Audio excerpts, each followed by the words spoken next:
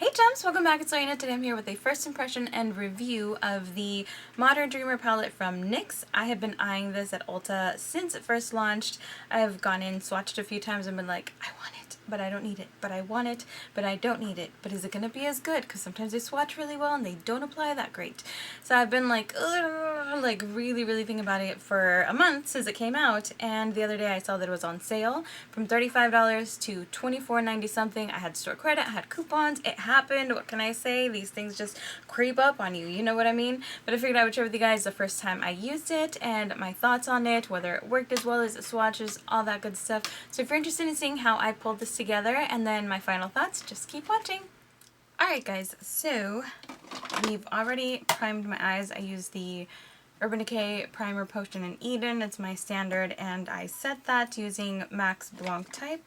Just somewhere here on my desk, I can't find it. But you guys know it's like a vanilla neutral, just kind of basic eyeshadow, close to my skin tone. And so we're going to take the palette. So many options, you guys. Look at this.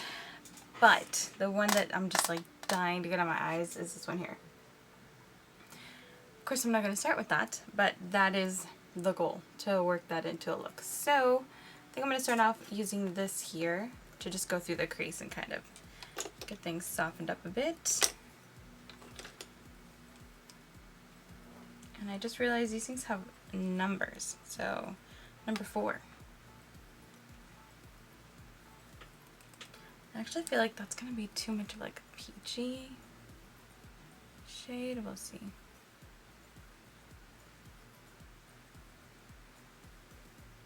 Okay. Yeah, see, there's a little bit of an oranginess to it. So what I'm going to do is just take the one above it a little and see if I can't just add a little bit of coolness to that. It's too warm.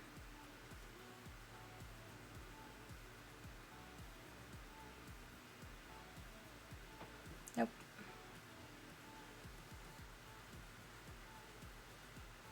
This doesn't have a really nice cool toned crease color. That's my struggle with this palette. It's one of the only downfalls I could see.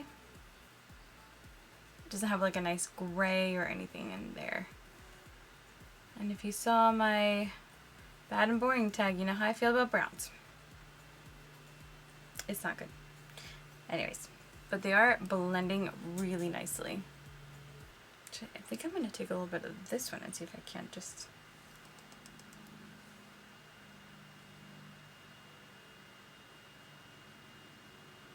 give it that hint of coolness that I'm looking for.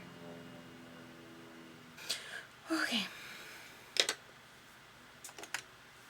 Alright guys, I'm going to start trying to cool this down. So I'm actually going to take this one here, this really deep blue.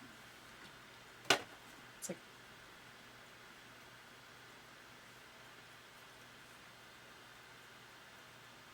whoa.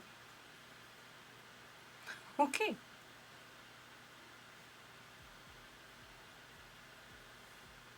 Way more pigment than I expected on that. Alright then. Take a clean brush.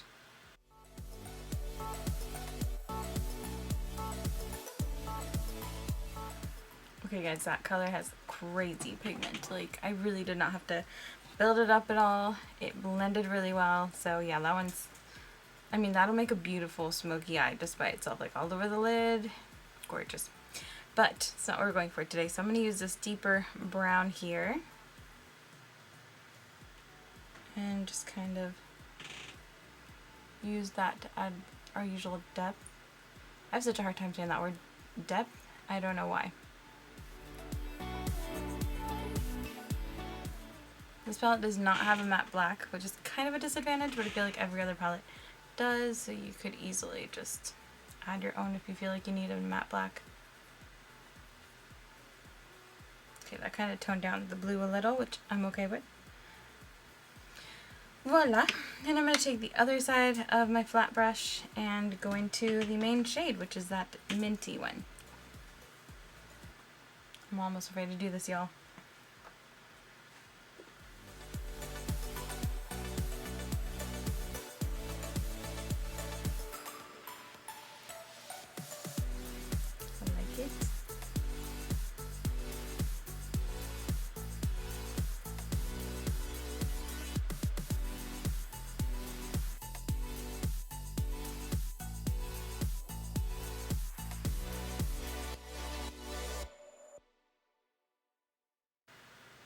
You guys, the pigmentation on this baby is crazy.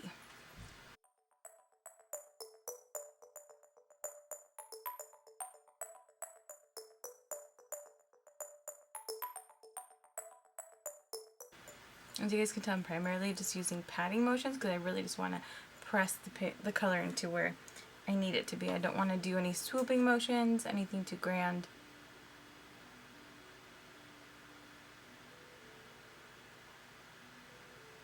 Just trying to get the placement where I want it. The problem I've noticed is that when I do my eyes, I do this so that I can see a smooth surface, but I don't walk around looking like this surprised all day, so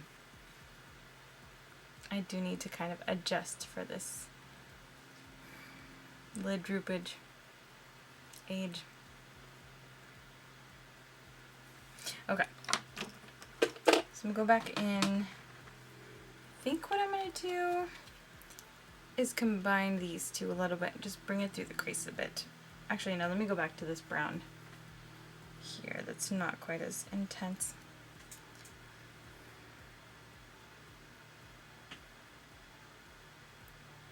Start it here and then just kind of slowly work it forward.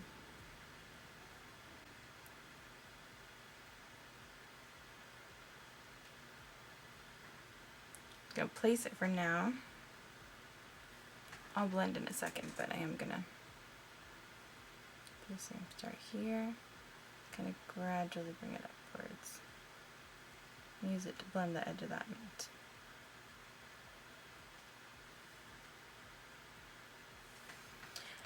Okay, taking my blending brush from earlier, soften the edges.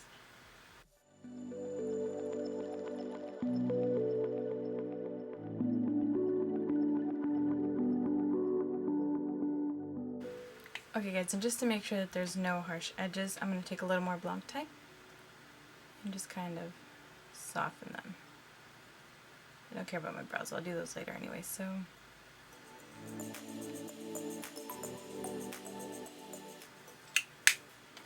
Like this side is more successful, this one looks a bit muddy here. Add a little bit more of the warm browns and see if I can't get the same effect that I have on the other eye.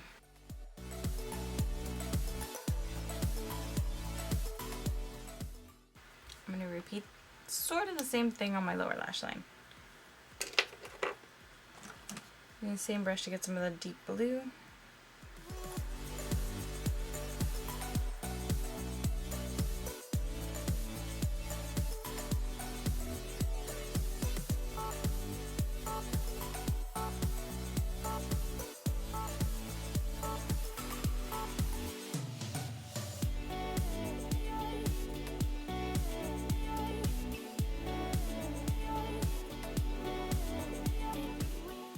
I feel like that mid-tone bluish got a little bit lost, so I'm going to go back in just a teeny bit.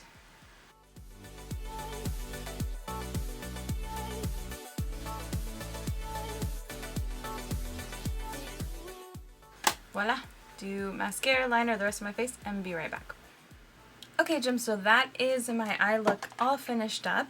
I love how it turned out. If you're curious about my waterline, I used the shade Blue Divine from Jordana.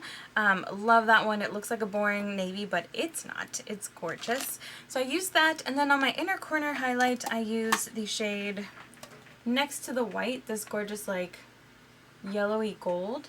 So pretty. This is actually almost an exact dupe for my J-Cat Beauty. There you go. The J-Cat highlighter in White Goddess. I love that highlighter. I use this inner corner highlight all the time and it works so great. So as you guys saw, as I was applying these, they applied super well. They blended really well. They're super pigmented, super buttery. My eyeshadow look is all mattes and it went on so easily, which you guys know, mattes can be really hard. That mint did not disappoint. I had been eyeing this palette for weeks and every time I swatched it, that mint color was just calling my name, y'all. So when I saw it was on sale, I was like, it was meant to be, and I'm so glad it was. I also really love some of these mauve tones, like this one down here is giving me all the vibes. Even this peachy one, I'll swatch for you guys in a moment, but some of these other colors, I mean, these mattes are so buttery, so pigmented. As I said, they blended really well. There's also some pressed pigments, which you guys can see I also kind of already touched, so I'll just kind of swatch those for you. A few of those. They're so pretty. Look. Okay, don't look at how dirty my fingers are, but just a quick swipe through the shades and look at that. So much shimmer and pigmentation. I love this palette. Don't regret it at all. Even at $35, you're getting 40 shades, which is 88 cents a shade. It's less than $1 per color. That's still a freaking deal. But if you can get it right now while it's on sale, girl, do yourself a favor and grab it up while you can. It also does give you a little grid back here of all the shades, and it marks with a star which ones are pressed pigments if you wanted that clarification. I think it's a great value. I think the quality is really good. I'm so surprised no major YouTubers have reviewed this or mentioned it. It is so nice. So yeah, get yourself this palette, you guys. It is super good. Totally worth the money. And yeah, let me know if you have any questions. I am so excited about this. Hope you enjoyed this, found this helpful. Let me know in the comments down below. Don't forget to click the like, the subscribe, notification bell, all that jazz. Thank you so much for watching, and I will see you guys in the next one.